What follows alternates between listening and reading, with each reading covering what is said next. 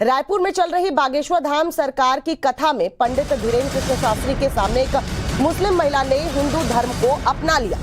इस दौरान धीरेन्द्र शास्त्री के मंच पर घर वापसी करने वाली महिला ने मुस्लिम धर्म की खामियां गिनाई और हिंदू धर्म की जमकर तारीफ की। महिला ने कहा कि हिंदू धर्म से अच्छा कोई धर्म नहीं होता, हिंदू धर्म सभ्यता और संस्कार वाला धर्म है।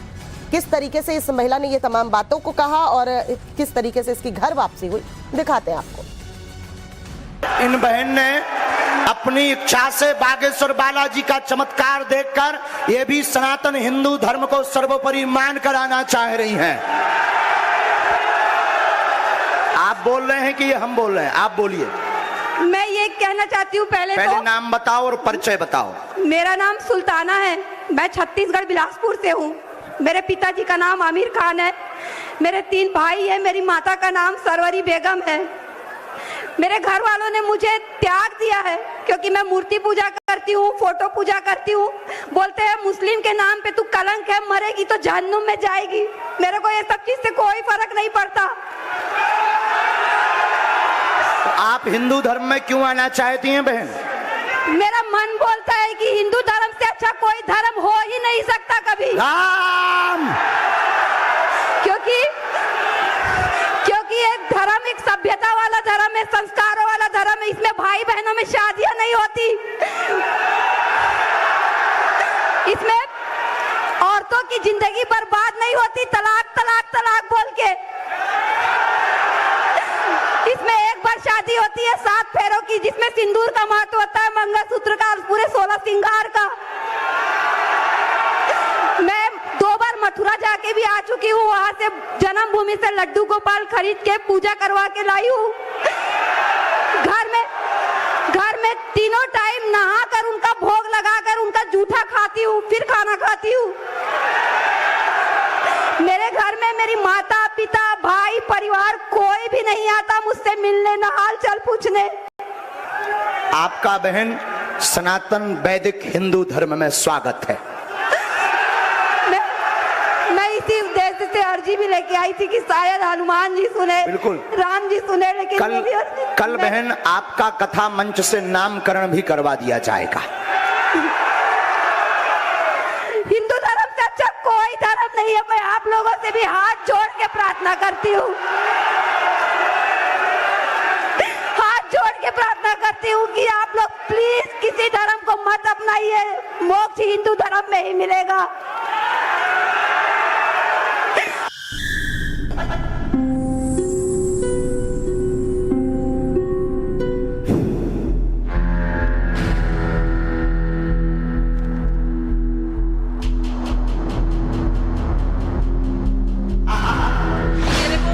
विश्वास है कि ये चमत्कार है, कोई पाखंड नहीं है। कह के आया हूँ, आज से इस धाम में सर नहीं झुकाऊंगा। बागेश्वर धाम में सर नहीं झुकाऊंगा। मेरा पत्नी का राज खोलने आए थे, तो बताइए, सच बताए, जिसके बारे में बताए वही है। कोई भी लोग ठीक नहीं हुए। ये अंधविश्वास के चलते लोगों की जिंदगी के साथ वहाँ खिलवाड़ हो रहा है। ये जो विरोध हो रहा है ये गलत है, विरोध नहीं होना चाहिए, ये गलत है। बागेश्वर छतरपुर की कौन नजर आए थे? ये पंडित वो भैया जो बोलिए महाराज जी उनके पास एक जो रहते, तो महाराज जी के कहने पे लगा? हाँ, महाराज जी कहने पे। आज का दरबार जो हकीकत में पाखंडवादी हैं, जो वास्तव में सनातन को बदनाम करने की कोशिश कर रहे हैं, उनके गाल पे करारा तमाचा है। बोलिए बागेश्वर बालाजी सरकार की जय। बागेश्वर धाम वाले बाबा का सच क्या है, इस पर पहली बार उनके भक्त और विरोधी एक साथ खुलकर बताएंगे। धीरेन्द्र कृष्ण शास्त्री दरबार में जिन बातों को नहीं बताते वो सब कैमरे पर दिखेगा। ये ऐसी सीक्रेट रिपोर्ट है जिसे टाइम्स नाउ नवभारत के 3 रिपोर्टर ने 48 घंटे में तैयार की है। तो देखिए बागेश्वर सरकार कहे जाने वाले पंडित धीरेन्द्र कृष्ण शास्त्री पर यह एक्सक्लूसिव रिपोर्ट। एक तरफ आस्था है तो दूसरी तरफ सवाल। पिछले कई घंटों से चालाकिया कर रहा था कि देखे गुरुजी असली है कि नकली। क्या बागेश्वर सरकार की पर्ची का सोशल मीडिया से कोई कनेक्शन है? संतान के लिए आए।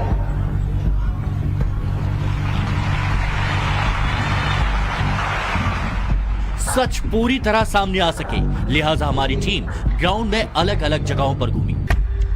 दिल्ली से लेकर इलाहाबाद, सागर से लेकर पटना और छतरपुर से लेकर मुंबई के लोगों से मुलाकात की। 48 घंटों की इस पड़ताल में हम ऐसे लोगों से मिले जो दावा करते हैं कि पंडित धीरेन्द्र शास्त्री के पास हर तकलीफ का उपाय है, और उन लोगों से भी हमने बात की जो धीरेन्द्र शास्त्री के दावों को फर्जी बताते हैं। टाइम्स नाउ नवभारत की टीम ने सबसे पहले रायपुर के दरबार में एक अनजान महिला को बुलाया और उसे पंडित धीरेन्द्र शास्त्री के पास ले गए। आपकी क्या दिक्कत है? मेरी 2016 से मेरी बच्ची साक्षी आज तक लापता है, जिसका कोई पता नहीं है। उसके पापा ने कहा है कि मैं उसे मार के बोरी में डाल के ट्रेन में छोड़ के आया हूँ, लेकिन आज तक पुलिस ने उसकी बॉडी भी तलाश नहीं की और 2016 से मेरी बेटी का कोई पता नहीं चल पाया। आप आइए बहन, ये देखिए ये जा रही हैं अभी। आप जुड़े तो नहीं नहीं नहीं रैंडम लेके आए, ये रैंडम महिला है जिन्हें हम अंदर से लेके आए हैं, और अब देखिए क्या होता है। प्रश्न करिए, जाना नहीं है नीचे। मेरी बच्ची 2016 साक्षी भतीजा, जो कि उसके पापा ने बताया कि मैंने उसे मार के गोली में डाल के ट्रेन में छोड़ दिया था, लेकिन आज तक उसकी बॉडी नहीं पड़ी है। एक बच्चा पानी से आएगा, उससे तलाक होने का 2 बच्चे मैं पागल करती हूँ। आप यहाँ रहती हैं, आप पढ़ाई लिखाई क्या है आपकी? हमारे पास पत्रकार महोदय 2 नंबर तक के वहीं खड़े, जी 2 नंबर तक के पर्चे हैं, 1 नंबर 2 नंबर जी। इन्होंने जो प्रश्न बोला आपके ही आधार पर इन्हें लेकर के आप आए हो। अब आप ही बताइए इनके लिए कौन से नंबर का पर्चा खोलें, जिस नंबर का खुलवाओगे उसी में इनका प्रश्न मिलेगा। चलिए 1 नंबर खोल लीजिए। फाइनल? फाइनल लॉक कीजिए। 2 तो नहीं? नहीं 2 नहीं, 2 करवा लो। नहीं अब नहीं 1 ही फाइनल। और देखिए ये 1 नंबर खुल रहा है। ये कितने नंबर? 1 नंबर थोड़ा जूम करवा सकता हूँ कैमरे पे?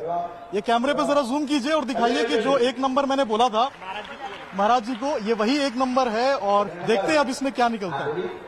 मर्डर हुआ जिसका रहस्य खुलेगा। बालक अपंग है, शरीर में शिथिलता है, झटका बनते हैं, ठीक होगा। वर्तमान में आर्थिक तंगी से जूझ रहे हैं। आपका तलाक आपकी स्वयं की गलती व विवाद के कारण हुआ है, जिसमें आपका पक्ष बहुत ज्यादा गलत था। आप ओवर बोल गई थी, जिससे विवाद बना था। और भी एक गुप्त कारण है, वो रहस्य बताने योग्य नहीं है और आप भी नहीं चाहती कि वो बताएं, क्योंकि कोई और मैटर था जिससे तलाक हुआ था।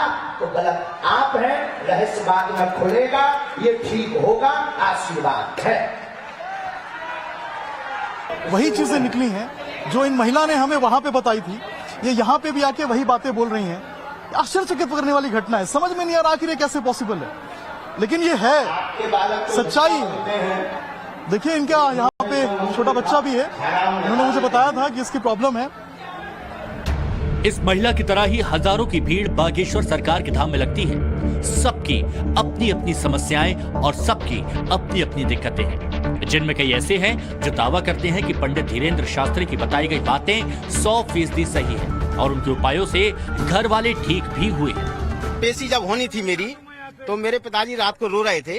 तो हुआ क्या कि लगभग रात को 3 बजे एक सपना आया कि गुरुदेव रात को मेरे घर आए।